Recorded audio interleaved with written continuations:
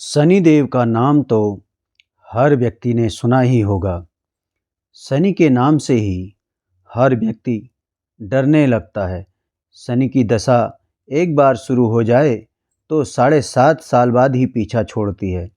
लेकिन हनुमान भक्तों को शनि से डरने की तनिक भी जरूरत नहीं। शनि ने हनुमान को भी डराना चाहा, लेकिन मुंह की खानी पड़ी। आइए जानें कैसे। महान पराक्रमी हनुमान अमर हैं और अजर हैं। पवन पुत्र हनुमान रघुकुल के कुमारों के कहने से प्रतिदिन अपनी आत्मकथा का कोई भाग सुनाया करते थे। उन्होंने कहा कि मैं एक बार संध्या समय अपने आराध्य श्री राम जी का स्मरण करने लगा तो उसी समय ग्रहों में पापग्रह मंदगति सूर्यपुत्र शनिदेव पधारे। वह अत्यंत कृष्ण वर्ण के भीषणाकार थे। वह अपना सिर प्रायः झुकाए ही रहते हैं। जिस पर अपनी दृष्टि डालते हैं वह अवश्य नष्ट हो जाता है। शनिदेव हनुमान के बाहुबल और पराक्रम को नहीं जानते थे। हनुमान ने उन्हें लंका में दशग्रीव के बंधन से मुक्त किया था, अर्थात रावण के बंधन से मुक्त कराया था। वह हनुमान जी से विनयपूर्वक किंतु कर्कश स्वर में बोले, हनुमान जी, मैं आपको सावधान करने आया हूँ। त्रेता की बात दूसरी थी, अब कलयुग प्रारंभ हो गया है।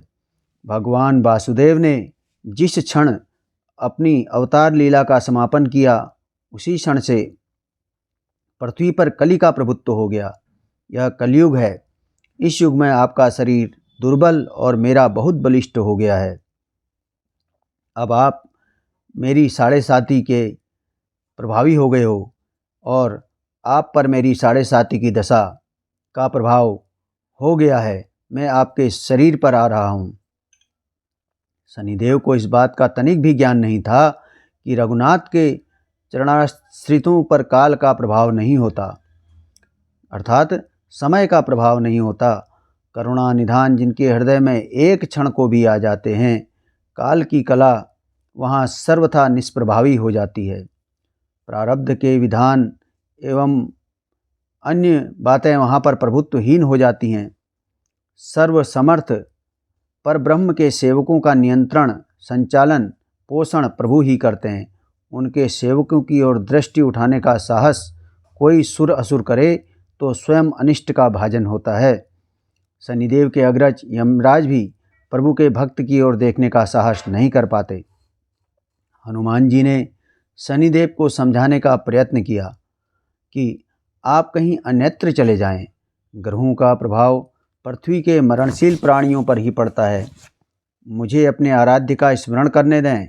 मेरे शरीर में श्री रघुनाथ जी के अतिरिक्त दूसरे किसी को स्थान नहीं मिल सकता। ऐसा हनुमान जी ने शनिदेव से कहा। लेकिन शनिदेव को इससे संतोष नहीं मिला। वह बोले, मैं सृष्टिकर्ता के विधान से विवश हूँ। आप पृथ्वी पर रहते हैं, अतः आप मेरे प्रभुत्व क्षेत्र से बाहर नहीं हैं। पूरे 22.5 वर्ष व्यतीत होने पर 7.5 वर्ष के अंतर से 2.5 वर्ष के लिए मेरा प्रभाव हर प्राणी पर पड़ता है, किंतु यह गौण प्रभाव है। आप पर मेरी 7.5 आज से इसी समय से प्रभावी हो रही है। मैं आपके शरीर पर आ रहा हूँ। इसे आप किसी प्रकार भी टाल नहीं सकते। फिर हनुमान जी कहते हैं, जब आपको आना ही है तो आइए। अच्छा होता कि आप मुझ वृद्ध को छोड़ ही देते। फिर शनिदेव बोले, कलयुग में पृथ्वी पर देवता या उपदेवता किसी को भी नहीं रहना चाहिए। सबको अपना आवास सूक्ष्म लोकों में रखना चाहिए। जो पृथ्वी पर रहेगा वह कलयुग के प्रभाव में रहेगा और उसे मेरी पीड़ा भोगनी ही पड़ेगी। और ग्रहों में मुझे अपने अग्रज यम का कार्य मिला है। मैं मुख्य मारक ग्रह हूँ और मृत्यु के सबसे निकट वृद्ध होते हैं, अतः मैं वृद्धों को कैसे छोड़ सकता हूँ। हनुमान जी पूछते हैं, आप मेरे शरीर पर कहाँ बैठने आ रहे हैं। शनिदेव गर्व से कहते हैं, प्राणी के सिर पर। मैं 2.5 वर्ष प्राणी के सिर पर रहकर अपनी बुद्धि से उसकी बुद्धि को विचलित बनाए रहता हूँ। मध्य के 2.5 वर्ष उसके उदर में स्थित रहकर उसके शरीर को अस्वस्थ बनाता हूँ और अंतिम 2.5 वर्ष पैरों में रहकर उसे भटकाता हूँ। फिर शनिदेव हनुमान जी के मस्तक पर आ बैठे तो हनुमान जी के सिर पर बड़ी खुजली हुई। इसे मिटाने के लिए हनुमान जी ने अपना बड़ा पर्वत उठाकर सिर पर रख लिया और उसको सिर पर रगड़ने लगे। शनिदेव चिल्लाते हैं, यह क्या कर रहे हैं आप? फिर हनुमान जी कहते हैं, जैसे आप सृष्टिकर्ता के विधान से विवश हैं, वैसे ही मैं भी अपने स्वभाव से विवश हूँ। मेरे मस्तक पर इस खुजली को मिटाने का यही एक तरीका है और यही इस खुजली की उपचार पद्धति है, और आप अपना कार्य करें और मैं अपना कार्य। ऐसा कहते ही हनुमान जी ने दूसरा पर्वत उठाकर सिर पर रख लिया। इस पर शनिदेव कहते हैं, आप इन्हें उतारिए, मैं संधि करने को तैयार हूँ। उनके इतना कहते ही हनुमान जी ने तीसरा पर्वत उठाकर सिर पर रख लिया तो शनिदेव चिल्लाकर कहते हैं, मैं अब आपके समीप नहीं आऊँगा। फिर भी हनुमान जी नहीं माने और चौथा पर्वत उठाकर सिर पर रख लिया। शनिदेव फिर चिल्लाते हैं, पवन कुमार त्राहि माम रामदूत आंजनेया नंदन नमः। मैं उसको भी पीड़ित नहीं करूँगा जो आपका स्मरण करेगा।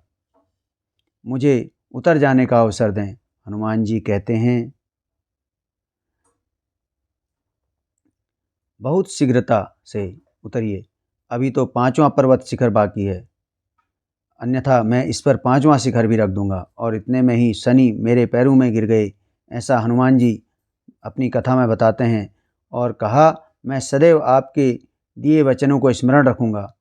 इस प्रकार से हनुमान जी के भक्तों को कभी शनिदेव सताते नहीं हैं। और आघात के उपचार के लिए शनिदेव तेल मांगने लगे। हनुमान जी तेल कहाँ देने वाले थे? इसी कारण कहा जाता है कि शनिदेव को आज भी तेल का दान बहुत प्रसन्न करता है और आज भी वे इस तेल दान से तुष्ट हो जाते हैं। जय बजरंगबली।